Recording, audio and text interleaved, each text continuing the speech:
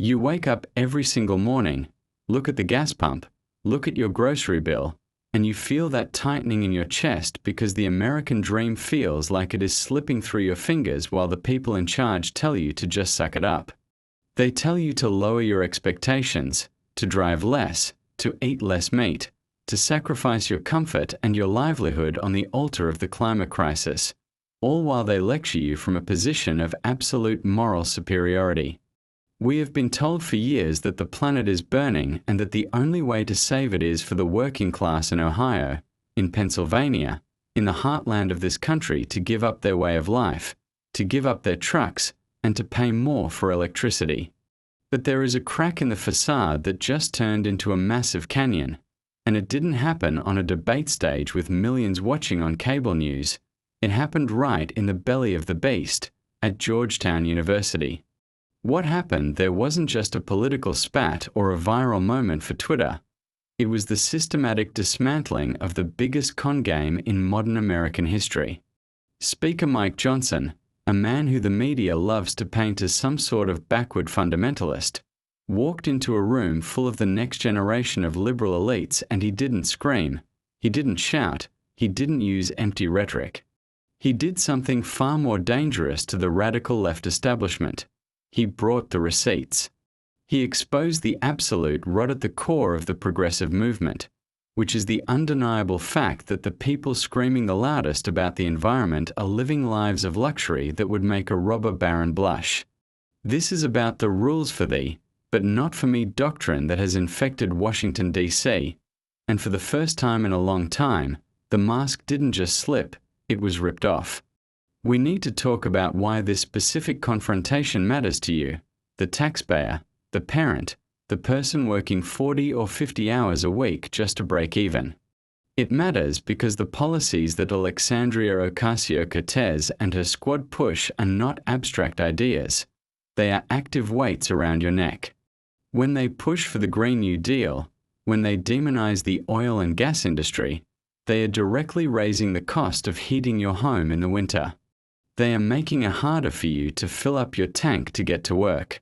They are driving up the cost of shipping, which means every apple, every gallon of milk, every pair of jeans you buy costs more. And they do this under the guise of a moral crusade, telling you that you are selfish if you don't want to go bankrupt for their cause. But what Mike Johnson showed the world at Georgetown is that the generals of this crusade are not in the trenches with you. They are sipping champagne in the commanding officer's tent. The setting of this takedown is important because Georgetown is supposed to be safe territory for the left, an echo chamber where they can pat themselves on the back and talk about how they are going to engineer society. These students are the future bureaucrats, the future staffers, the people who will be writing the regulations that control your life in 10 years. They have been fed a steady diet of woke ideology, told that AOC is the messiah of the modern age, a young, hip, fearless warrior for justice. They believe the narrative because they have never seen it challenged with actual facts, only with emotional arguments.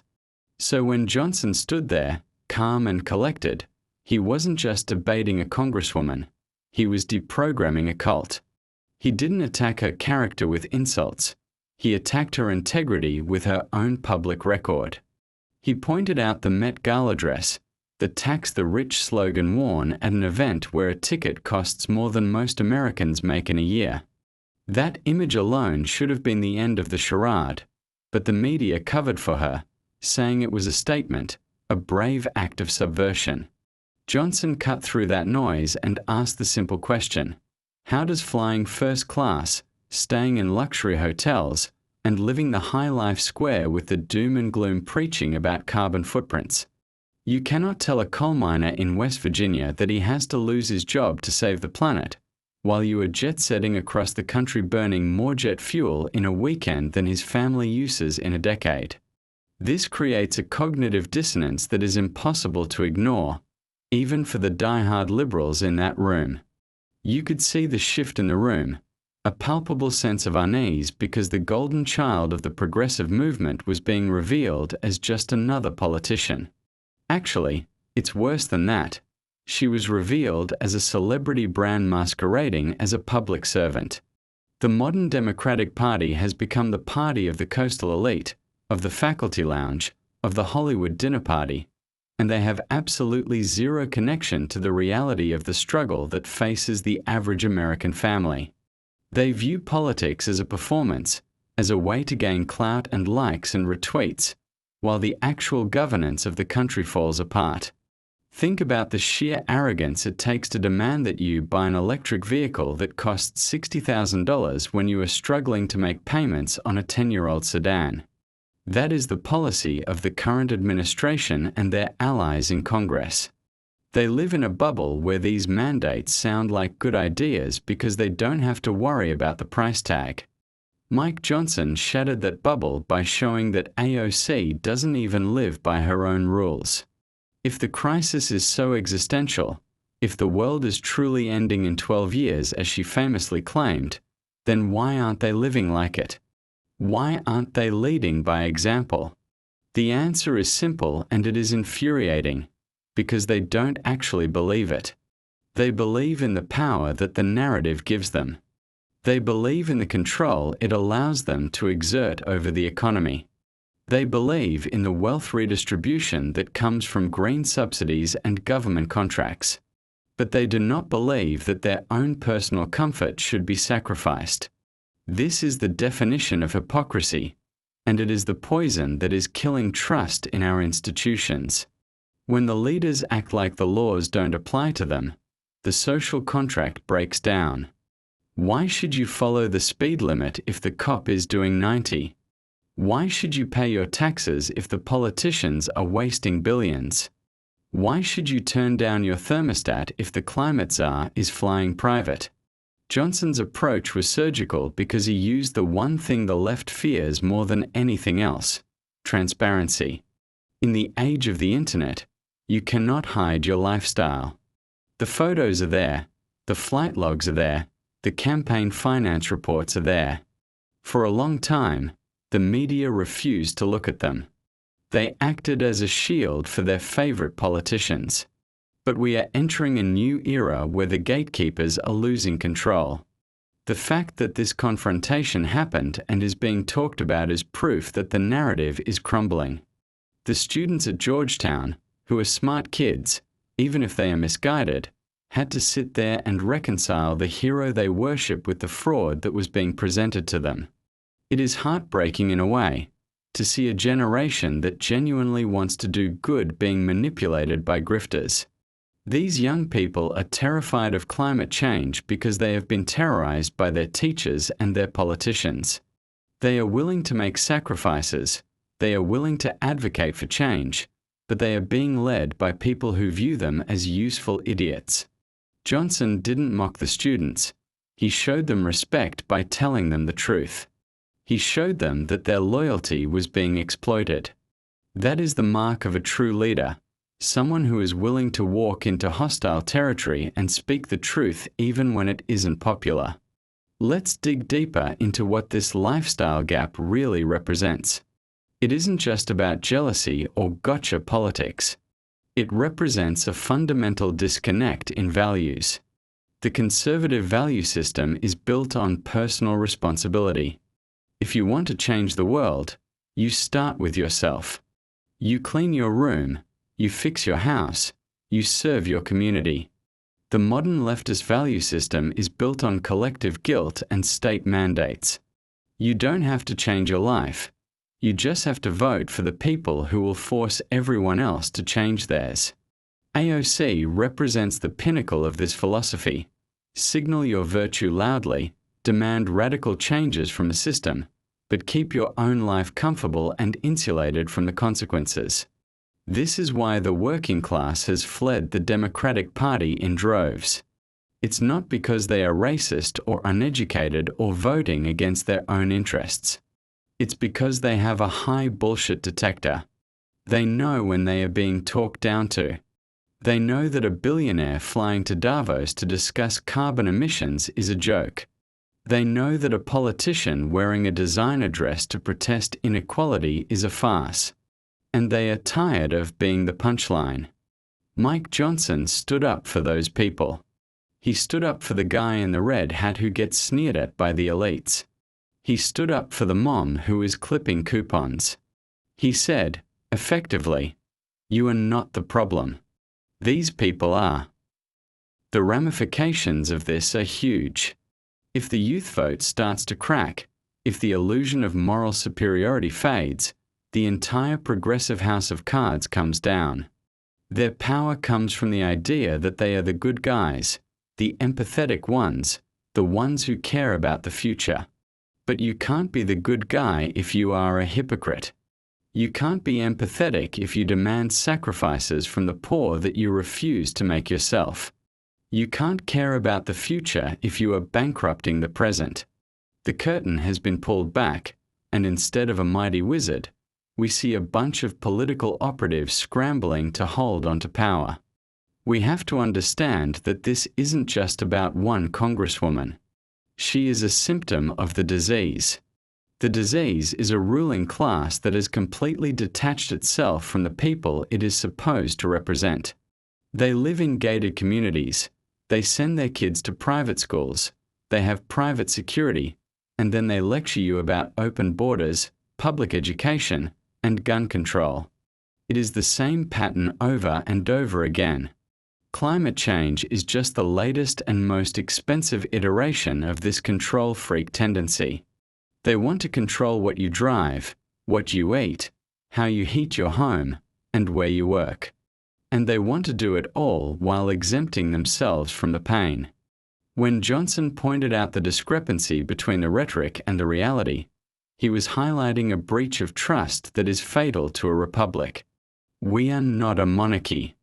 We do not have kings and queens who live by a different set of rules. We are supposed to be a government of the people, by the people, for the people. But when the people in charge act like royalty, we have a problem.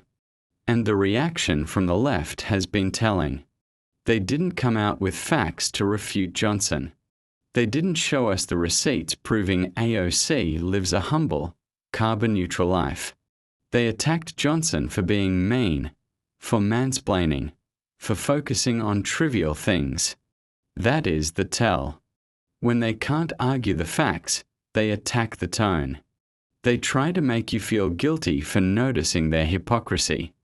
They call you obsessed. They say you are focusing on the wrong things. But don't let them gaslight you. How a leader lives their life is exactly what we should be focusing on. Character is destiny.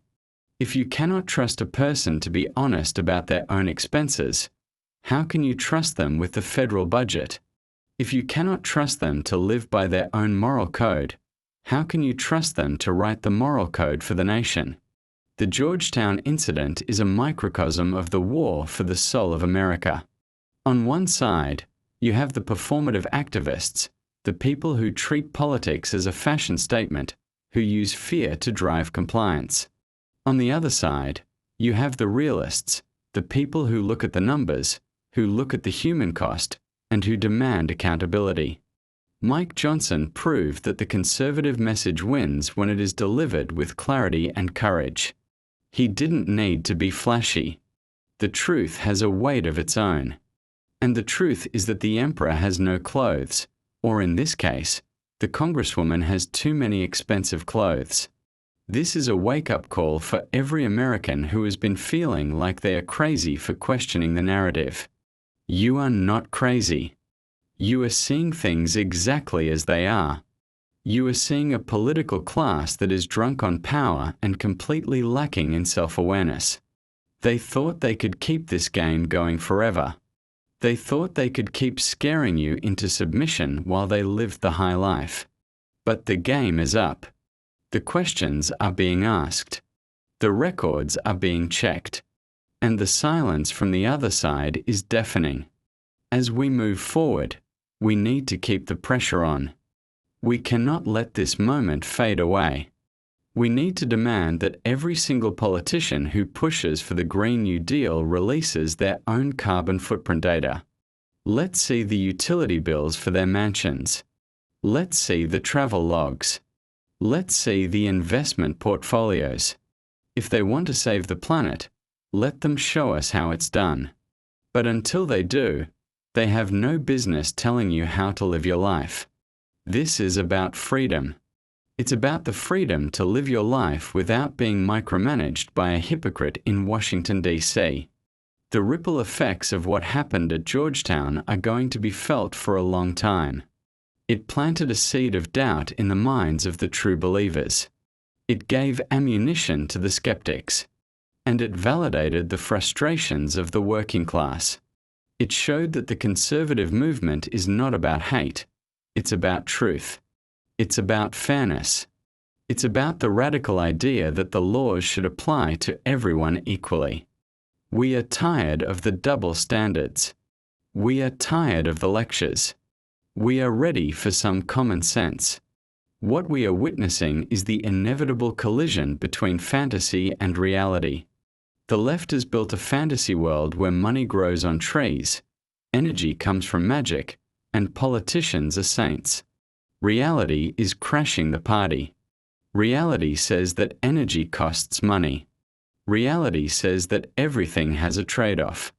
Reality says that politicians are self-interested actors who will take everything they can get if you don't watch them like a hawk. Mike Johnson is the messenger of reality. And the message is clear. The party is over. You have to understand that this hypocrisy is not an accident. It is a feature of the system they are building.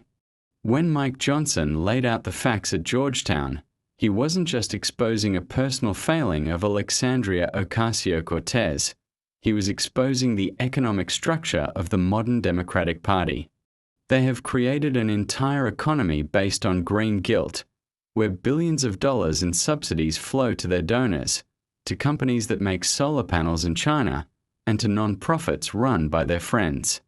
Meanwhile, the actual cost of this transition is passed directly to you in the form of inflation.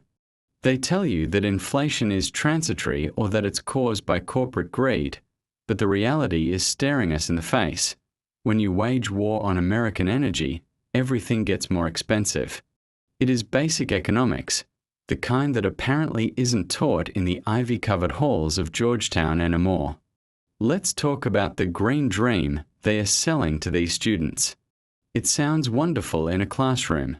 Wind farms, happy electric cars, a world without smoke. But Johnson, with his calm demeanor, hinted at the dirty reality underneath. The batteries for those electric cars require lithium and cobalt, mined in countries with horrific labor standards, often by children, and processed by our biggest geopolitical adversary, China. By pushing this agenda, AOC and her squad are effectively handing the keys to our energy future over to the Chinese Communist Party. Does that sound like social justice to you? Does it sound progressive to rely on slave labor abroad so you can feel virtuous driving your Tesla to Whole Foods? This is the conversation the left refuses to have, and it's the conversation Johnson forced onto the table. The reaction of the students is what fascinates me the most. You have to picture the scene. These are young people who have been told since kindergarten that the Republican Party is the party of evil, of destruction, of greed. They have been inoculated against conservative ideas. But when faced with the raw data of AOC's lifestyle versus her rhetoric, the programming glitched. You could almost hear the gears grinding in their heads. They are asking themselves, if the world is ending, why is she at the Met Gala? If capitalism is evil, why is she selling merchandise? If we need to save fuel, why is she flying private? These questions are the cracks in the dam. Once you start questioning the messenger, you inevitably start questioning the message. This is why the establishment is so terrified of figures like Mike Johnson. They prefer the caricature of the angry, shouting Republican because that's easy to dismiss. They can just label him a hater and move on. But a calm, rational man armed with receipts? That is kryptonite. He didn't come in with fire and brimstone. He came in with a mirror. He held that mirror up to the face of the progressive movement, And what reflected back was not a savior, but a grifter. It showed a movement that has become totally untethered from the working man and woman. The Democrats used to be the party of the factory floor. Now they are the party of the faculty lounge. And the factory workers know it. They see the disdain in the eyes of the elites every time they turn on the television. Think about the sheer logistics of the lifestyle AOC and her peers enjoy. Security details, multiple homes, travel entourages. That is a carbon footprint that rivals a small town. And yet, they have the audacity to come after your gas stove. They want to regulate your ceiling fans. They want to dictate what kind of light bulbs you can buy. It is a level of micromanagement that borders on tyranny, all justified by a crisis that they themselves do not seem to be taking seriously in their private lives. It is the ultimate power trip. I am so important that I must fly to the climate conference to tell you why you shouldn't drive to visit your grandmother. It is laughable, but nobody is laughing because it is destroying our middle class. The Georgetown confrontation also highlighted the complicity of the mainstream media. If a Republican congressman was caught living a lifestyle that completely contradicted his platform, say, a family values conservative caught in a scandalous affair, it would be on the front page of the New York Times for a month. It would be the opening monologue of every late-night comedy show. But with AOC, crickets. The media protects their own. They frame her hypocrisy as nuance or necessary for her safety. They make excuses for her that they would never make for a conservative. This double standard is why trust in the media is at an all-time low. We see what is happening with our own eyes, and the news tells us we are blind. But here is the good news. The American people are waking up. We are seeing a realignment in this country that hasn't happened in decades.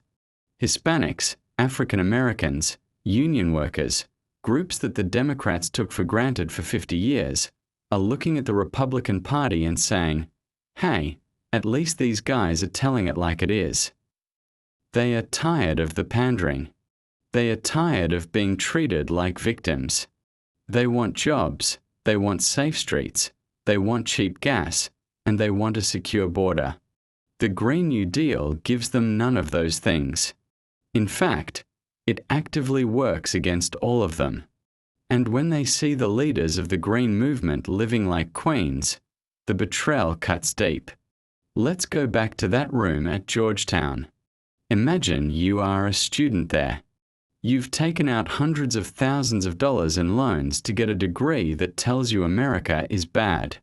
You are anxious, depressed, and worried about the climate apocalypse. And then you see the evidence that your hero is a fraud. It's painful. It's a betrayal. But it is also a necessary pain. It is the pain of growing up. Mike Johnson didn't treat them like children to be coddled. He treated them like adults who deserve the truth. And the truth is that there is no free lunch. You cannot regulate your way to prosperity.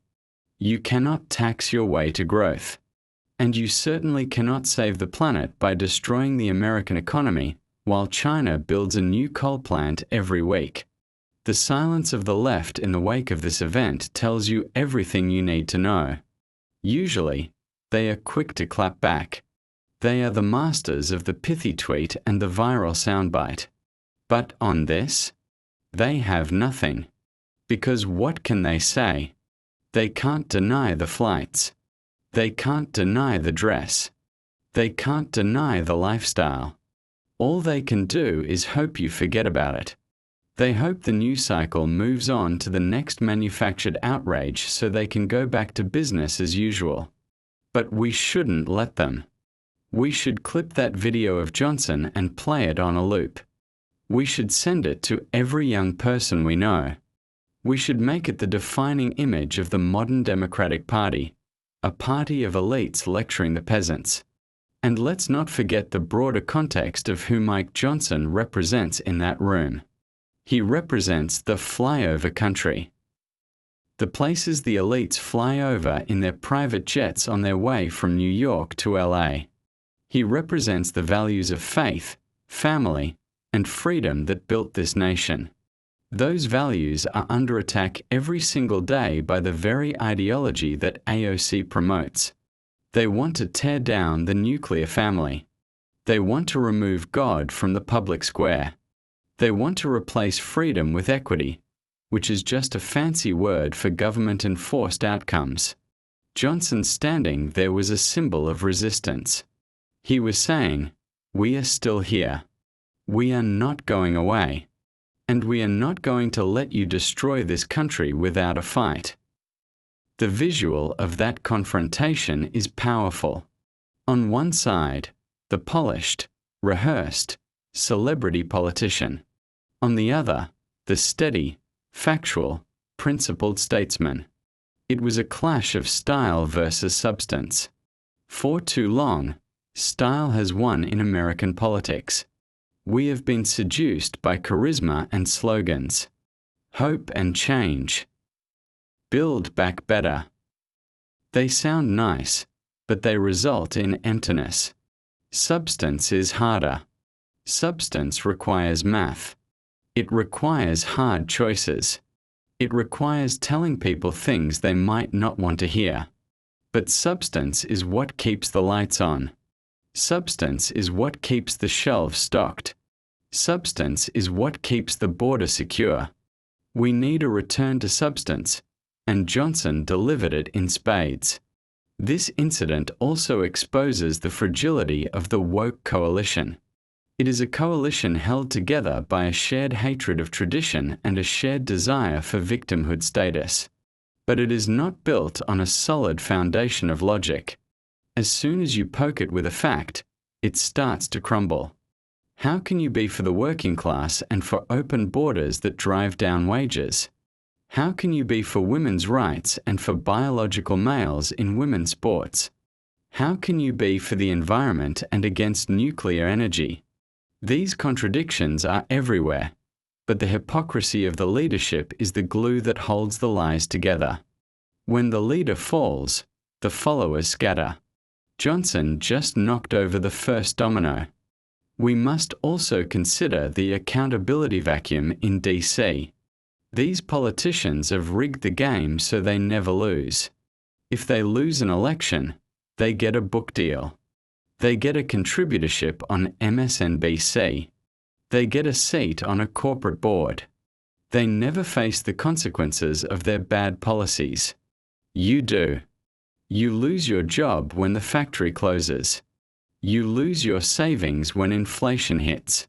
You lose your safety when crime spikes. They are insulated. That is why they can be so cavalier with your life. They are playing with house money, your money, and they are betting it all on a green fantasy that makes them feel good while you foot the bill. It is immoral. There is no other word for it. The conservative movement needs to learn from this. We need to stop being afraid of the media. We need to stop being afraid of the college campuses. We need to go into the lion's den and make our case. We have the better arguments. We have the data. We have history on our side. Socialism has failed every single time it has been tried. It leads to misery, poverty, and tyranny. Capitalism, flawed as it may be, has lifted more people out of poverty than any system in human history. We should be proud of that. We shouldn't apologize for it. We should be shouting it from the rooftops. Johnson didn't apologize. He didn't hedge. He just laid it out. And noticed that the sky didn't fall. The students didn't riot. They listened. Because deep down, people are starving for the truth. This is the turning point. We are moving away from the era of feelings and back to the era of facts. The vibe shift is real. People are realizing that good vibes don't pay the rent. They are realizing that a politician crying on Instagram doesn't fix the potholes. They are realizing that performative activism is just narcissism with a hashtag. We are ready for adults in the room. We are ready for leaders who don't need to be loved by the cool kids, but who want to be respected by the American people. Mike Johnson showed us what that looks like. As we look toward the next election cycle, this is the narrative we need to drive home. It is not Republican versus Democrat in the traditional sense. It is the reality party versus the fantasy party. It is the builders versus the breakers. It is the people who sign the front of the check versus the people who sign the back of the check. The lines are drawn. And thanks to this moment at Georgetown, the choice has never been clearer. They have the celebrities, the influencers, and the professors. We have the plumbers, the truckers, the farmers, and the truth. And in the long run, the truth always wins. But we cannot be complacent. The empire will strike back. They will spin this. They will try to bury it. They will come up with a new distraction. That is why you need to stay vigilant. You need to be the one sharing this information. You need to be the one having these uncomfortable conversations at the dinner table. When your niece or nephew comes home from college spouting the latest talking points, don't just nod and smile. Ask them the hard questions. Ask them about the lithium mines. Ask them about the private jets. Ask them about the hypocrisy. Be a Mike Johnson in your own life. Because if we don't challenge them, we lose. The stakes are too high to stay silent. This isn't just about politics. It's about survival. It's about whether we want to live in a free, prosperous nation or a declining, regulated, hypocritical state. The path AOC and her friends are charting leads to darkness. It leads to a world where a small elite controls everything and the rest of us fight for scraps. We cannot let that happen. We have to fight for the American dream, the real one, not the twisted version they are trying to sell. The dream where hard work pays off, where freedom matters, and where no politician is above the law. Think about the arrogance of telling a single mother she has to pay more for gas to save the world, while you fly to a climate summit in a private jet. It is a level of disconnect that is almost sociopathic. It shows a complete lack of empathy for the struggles of regular people. And yet, they brand themselves as the party of empathy. It is the big lie. And Mike Johnson just drove a truck through it. He showed that their empathy is performative. It is a costume they wear to get votes. Beneath the costume, there is just a lust for power and control. We are watching the slow-motion collision of the progressive movement with reality. They have overplayed their hand. They pushed too far, too fast, with too much hypocrisy. And now the pushback is beginning. It started at school board meetings. It moved to the ballot box. And now it is happening on their own turf, in the universities. The tide is turning. You can feel it. The common sense of the American people is a powerful force, and it has been dormant for too long. But the giant is waking up. And when it fully wakes up, the AOCs of the world won't know what hit them. Let's zoom out and look at the battlefield of ideas here. For decades, the left has owned the universities. They have treated places like Georgetown, Harvard, and Yale as their personal seminaries, training grounds where they mold the minds of the youth to hate their own country and despise the free market. They thought they had built an impenetrable fortress where conservative ideas were effectively banned, or at least mocked into silence.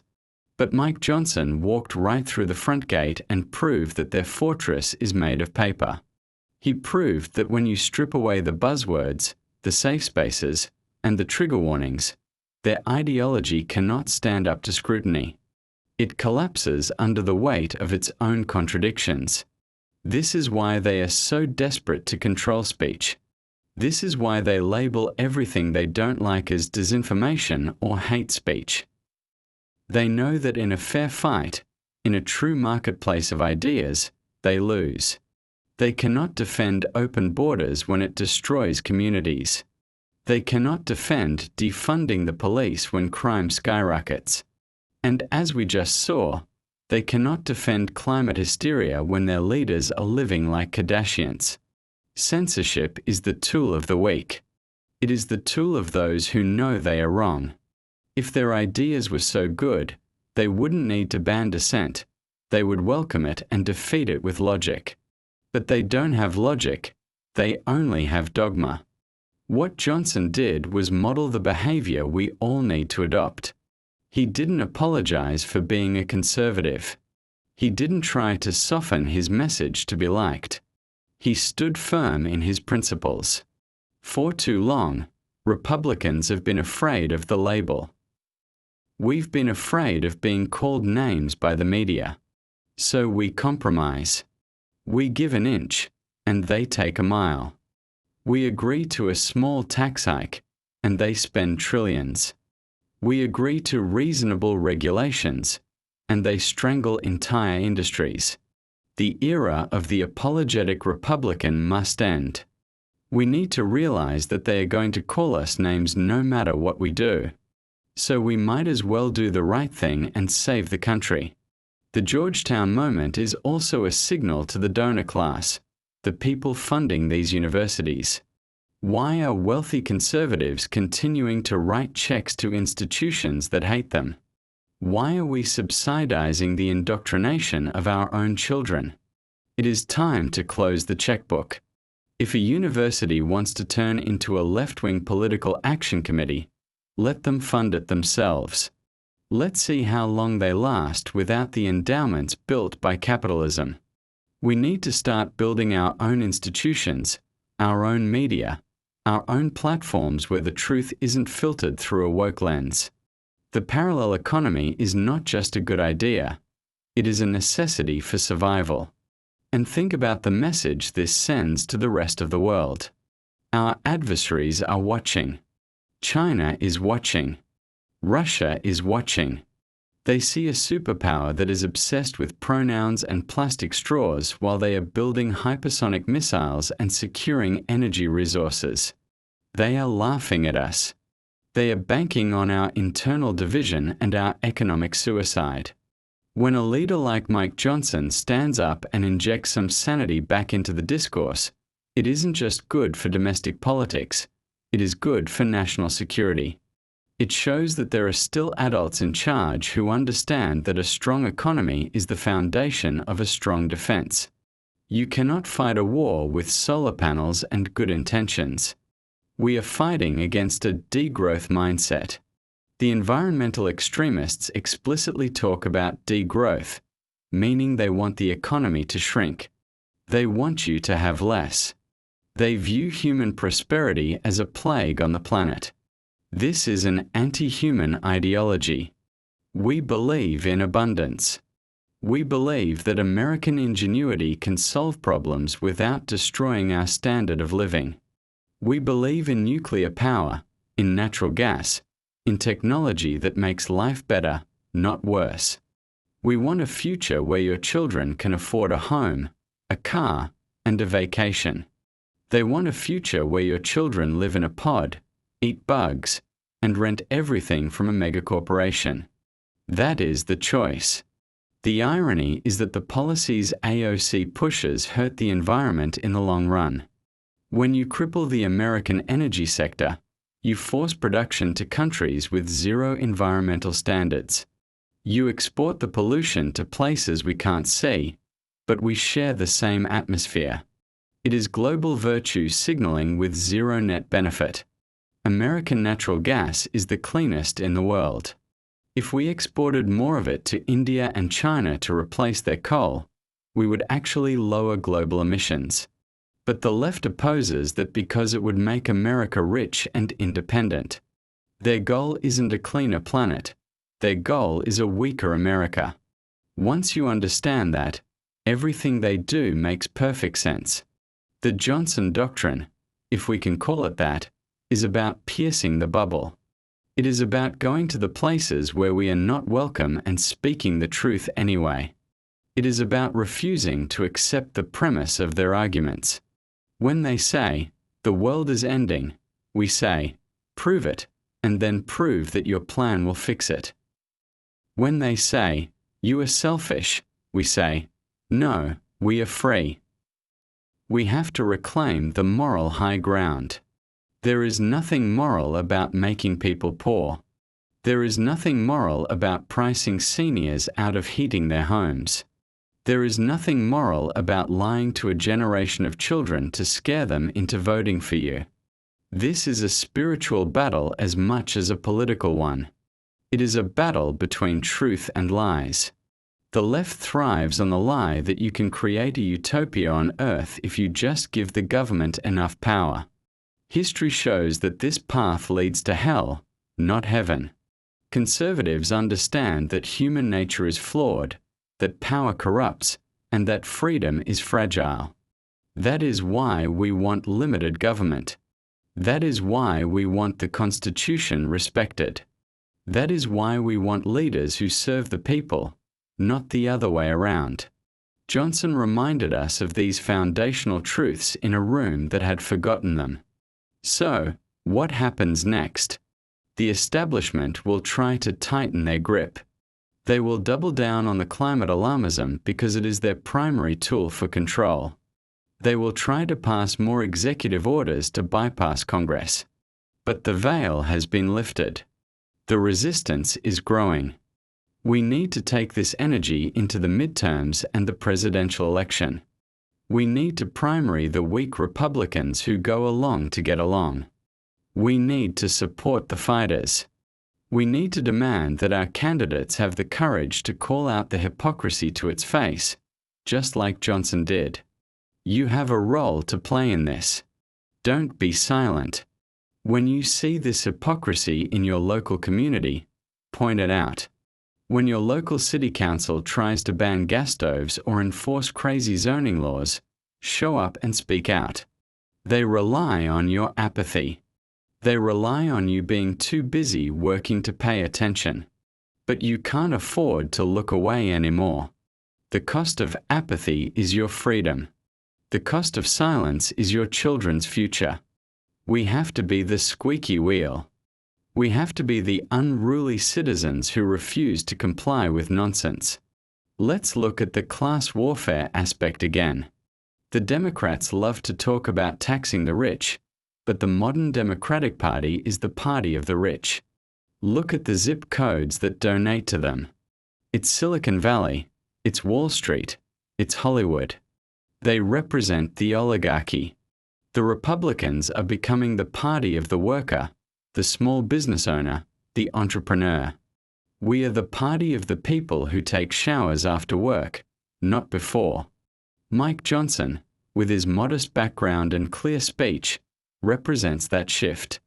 AOC, with her Met Gala dress and celebrity friends, represents the new aristocracy. The realignment is here, and it is beautiful to watch. The media will try to tell you that the youth vote is lost forever. Do not believe them. Young men, in particular, are moving to the right in record numbers. Why? Because they are tired of being told they are toxic. They are tired of being told they have no future. They are looking for strength, for purpose, for competence. They see the feckless weakness of the current administration and they are repulsed. They see a man like Johnson, or Trump, or DeSantis, men who stand for something, and they are attracted to that strength. We are on the verge of a cultural comeback, and the left is terrified of it. That confrontation at Georgetown was a spark. It was a small moment in a small room, but it illuminated the entire landscape. It showed us that the emperor is naked. It showed us that the Green Movement is a scam designed to enrich the powerful and impoverish the rest. It showed us that the only way to win is to fight back with the truth. The narrative is ours to write now. They have lost control of the script. As we wrap this up, I want you to feel encouraged. It is easy to look at the news and feel despair. It is easy to feel like the country is gone. But it's not gone. It's just been held hostage by a group of radical incompetents. And the ransom note they are demanding is your liberty. We are not going to pay it.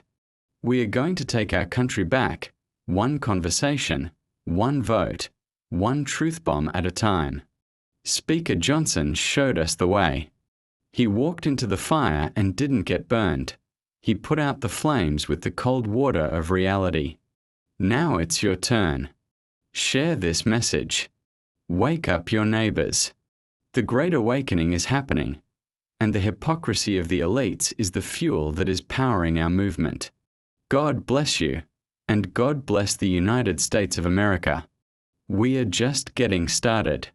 Let's peel back another layer of this onion, because the Georgetown incident is actually the key to understanding a much darker reality about the green industrial complex. When Mike Johnson confronted AOC, he wasn't just poking holes in her personal credibility. He was pulling a loose thread on a sweater that costs taxpayers trillions of dollars. We have to follow the money. Who actually benefits when the government mandates green energy? It isn't you. Your bills go up. It isn't the environment. We've established that. The real winners are the massive corporations, the lobbyists, and the hedge funds that have bet the house on government subsidies. This is the greatest transfer of wealth in American history, moving money from the pockets of the working class directly into the bank accounts of the politically connected. Think about the sheer mechanics of the Green New Deal that AOC champions. It requires the government to pick winners and losers in the economy. And who do they pick? They pick the companies that donate to their campaigns. They pick the startups run by their donors' nephews. We saw this with Solyndra years ago, but that was just the appetizer. The current agenda is the main course. They are subsidizing technologies that cannot survive on their own in the free market. If wind and solar were truly cheaper and more efficient right now, you wouldn't need the government to force you to use them. The market would naturally flock to them. The fact that they need mandates, bans, and trillions in handouts proves that the technology isn't ready for prime time. They are forcing us to buy a defective product at a premium price. And what happens to the reliability of our country? This is the national security angle that Johnson understands and the squad ignores. A nation that cannot power itself is a nation that cannot defend itself. Look at what happens in California. They have the strictest green laws in the country, and they have rolling blackouts in a first world country. They tell people not to charge their electric cars during a heat wave because the grid might collapse. Imagine that logic applied to the whole country. Imagine a future where the government turns off your thermostat remotely because the wind isn't blowing. That isn't a conspiracy theory. That is the stated goal of demand response technologies they are rolling out. They want to turn energy from a right into a privilege that they control.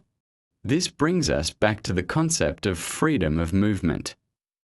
The internal combustion engine was the greatest liberator of the working man in history. It allowed you to live where you wanted, work where you wanted, and travel where you wanted without asking for permission. The war on gas cars is a war on that freedom. Electric vehicles are fine if you want one, but mandating them is about control. An EV can be tracked. It can be shut off. Its range is limited. They are trying to herd us back into dense urban centers, into 15-minute cities, where we are dependent on public transit and government infrastructure.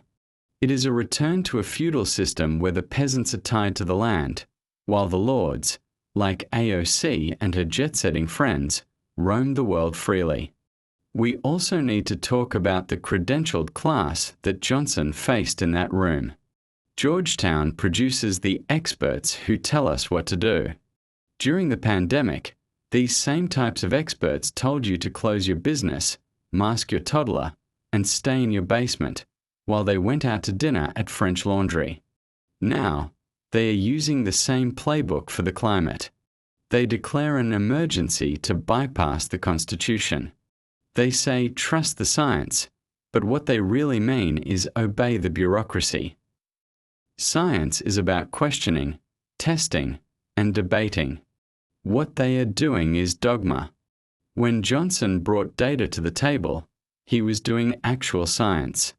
He was testing their hypothesis against reality. And their hypothesis failed. The arrogance of these planners is staggering. They think they can control the temperature of the earth by adjusting the tax code. It is the height of hubris. Meanwhile, they ignore the real environmental problems that affect regular people. They ignore the forest mismanagement that leads to massive wildfires. They ignore the trash in our cities. They ignore the clean water issues in places like Flint or Jackson. They focus on the abstract carbon because it allows them to control the entire economy, rather than doing the hard, unglamorous work of actually fixing local infrastructure. They want to save the world, but they can't even run their own districts. Let's contrast this with the Trump era of energy dominance. Under conservative leadership, America became the #1 producer of oil and natural gas in the world. We were energy independent. We didn't need to beg OPEC for oil. We didn't need to care what happened in the Middle East as much. Gas was $2 a gallon. That is what a pro-American policy looks like. It lowers the cost of living for everyone, especially the poor. Cheap energy is the master key to prosperity. When energy is cheap, food is cheap, manufacturing is cheap, and jobs come back. When you artificially inflate the cost of energy to appease the climate lobby, you are imposing a regressive tax on the people who can least afford it. The Democrats know this. They aren't stupid. They know their policies hurt the poor. But they don't care because the poor are just voting fodder to them. They keep them dependent on government handouts to survive the very crisis the government created. It is a cynical cycle. Break the leg, then offer a crutch, and demand gratitude for the crutch.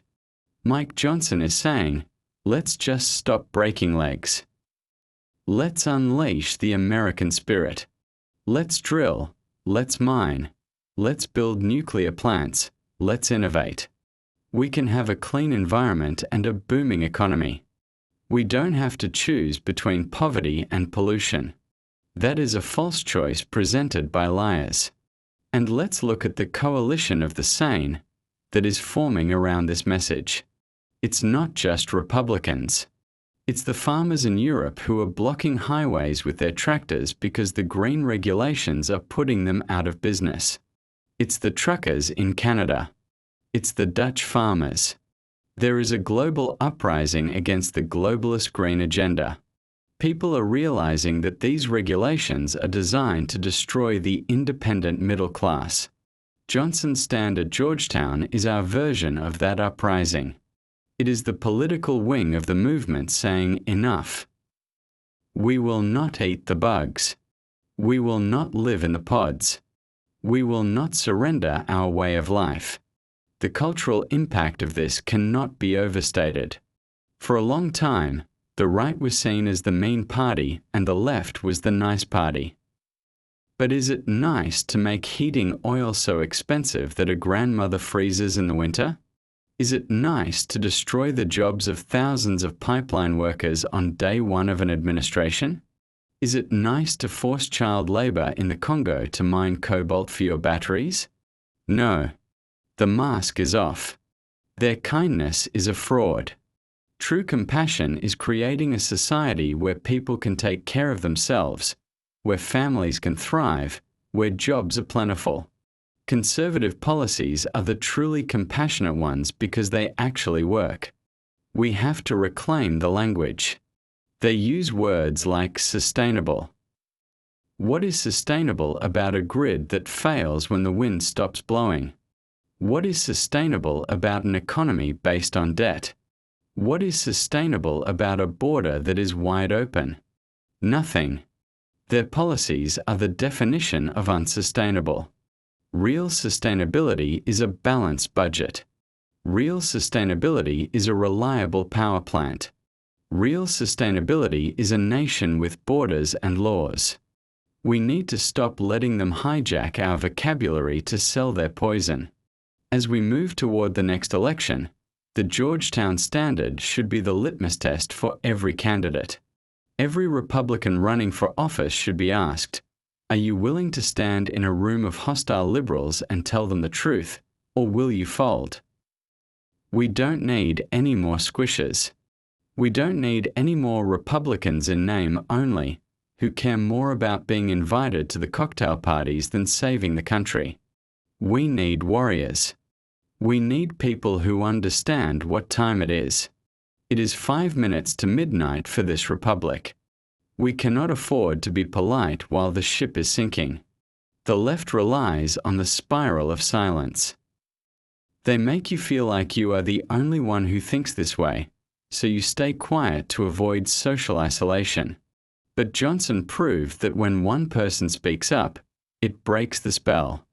Millions of Americans watched that clip and said, yes, finally. You are not alone. You are the majority. The noisy minority controls the microphone, but they don't control the country, not if we don't let them. We have the numbers. We have the common sense. We just need the courage to use it. Think about the legacy we are leaving. If we lose this fight, our children will inherit a country that is poorer, less free, and more controlled than the one we grew up in. They will look back and ask, why didn't you stop them? Why did you let them give away our energy independence? Why did you let them bankrupt the nation? I don't want to have to answer that question with, I was afraid of being called a name. I want to answer it with, we fought them tooth and nail, and we won. We have a moral obligation to preserve the American dream. It is not ours to give away. It is a trust handed down from our ancestors, and we must hand it to our descendants intact. The AOCs of the world are a momentary glitch in the American story, a fever dream caused by too much prosperity and too little struggle. Hard times create strong men create good times create weak men create hard times. We are in the weak men creating hard times phase. The squad, the Biden administration, the university elites, they are the weak leaders who have never had to build anything, only tear things down. But the hard times they are creating are waking up the strong men and women again. The cycle is turning. Mike Johnson is a sign of that turn. He represents the return of the grown-ups. So, here is your marching order. Don't just get angry, get active. Support the candidates who support energy independence. Boycott the companies that push the woke agenda. Teach your children the truth about where electricity comes from. It doesn't come from a magic hole in the wall. It comes from coal, gas, and nuclear power produced by hard-working men. Inoculate them against the propaganda they will hear in school. Be the counterculture. Being a patriot is the new punk rock. Rebelling against the system of control is the coolest thing you can do. We are going to win this because reality is undefeated. You can print money, but you can't print oil. You can censor tweets, but you can't censor the price of bread. The pain they are inflicting is the very thing that will destroy them politically. But we have to be ready to step in and fix the mess. We have to have the plan ready. And that plan starts with unleashing American energy. It starts with closing the border. It starts with restoring law and order. It starts with telling the truth, no matter who it offends. The Georgetown confrontation was the bell ringing. Round 1 is over. The left is stumbling. They are dazed because someone finally punched back. Now we have to keep the pressure on. We have to drive the message home until every American understands that the green agenda is a red agenda. Red ink, red China, and red tape. We choose the red, white, and blue. We choose freedom. We choose America. And we are never, ever going back. Let's bring this home. The final piece of this puzzle isn't just about policy or economics. It's about the psychology of power. Why did that room at Georgetown feel so charged? Because the students, deep down, sensed a shift in the hierarchy. For years, they've been taught that their feelings dictate reality. If they feel unsafe, then speech is violence. If they feel anxious about the climate, then the world must stop. It's a toddler's view of the universe. Mike Johnson walked in like a stern father and said, "No." He re-established the boundary between adult responsibility and childish tantrums. And in doing so, he offered them something they desperately need but won't admit: structure. You see, a society without truth is a society in chaos. And chaos is exhausting. These young people are exhausted. They are burned out from constantly policing each other's language, from the endless purity spirals, from the anxiety of trying to live up to impossible standards set by hypocrites like AOC. Johnson offered a release valve. He showed that you can just look at the facts. You don't have to perform. You don't have to pretend. You can just look at a flight log and say, "That's hypocritical." It's liberating. Truth is always liberating. This is the hidden strength of the conservative movement right now. We offer a way out of the madness. We offer permission to be normal. Permission to love your country. Permission to drive a truck. Permission to want a family. The left offers a straitjacket of rules and guilt. We offer freedom and responsibility. That is a winning message, but only if we deliver it with the kind of fearless clarity Johnson displayed. We can't be diet Democrats. We can't offer woke light. We have to offer a clear, distinct alternative. The Georgetown moment serves as a blueprint for every interaction you have with the woke world. Don't get emotional. Don't scream. Just ask the simple questions. How does this policy help the working family? Why do the leaders not follow their own rules? Who is paying for this? These questions are like sunlight to vampires. They can't stand them. They will try to deflect, they will call you names, but they will retreat. Because deep down, they know they are frauds. We are witnessing the end of an era. The era of the celebrity politician is dying. The shine is off the apple. People are realizing that being good at Instagram is not the same as being good at legislation. We are entering the era of the competent realist. We want people who can read a balance sheet. We want people who know how supply chains work. We want people who understand deterrence. The serious times we live in demand serious people. The AOCs of the world are fundamentally Answer IOUs people in serious positions, and that is a danger we can no longer afford. Look at the global stage. The world is on fire. Wars in Europe, wars in the Middle East, tensions in Asia. Do you think our enemies are worried about their carbon footprint? Do you think Putin or Xi Jinping are consulting a diversity, equity, and inclusion board before they make a move? No. They are playing hardball. And we are playing patty cake. We are hamstringing our own industries and demoralizing our own military with woke nonsense. It is national suicide.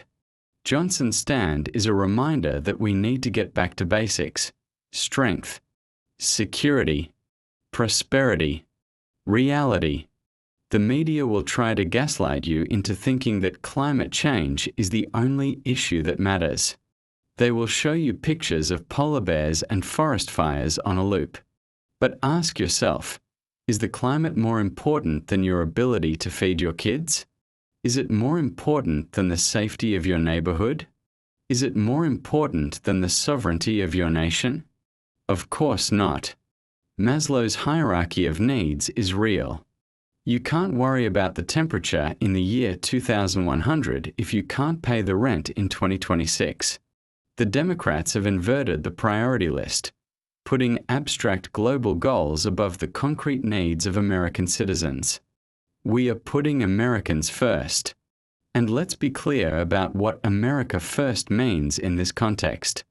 It means using our resources to build our wealth. It means we don't apologize for our success. The United States has lifted more people out of poverty, cured more diseases, and defended more freedom than any nation in history. We did that with cheap energy and free markets. Why would we dismantle the very engine that made the world a better place? It's insanity. The green agenda is a decivilization agenda. It wants to take us backward. We want to go forward. So, what is the call to action? It's simple. Reject the guilt.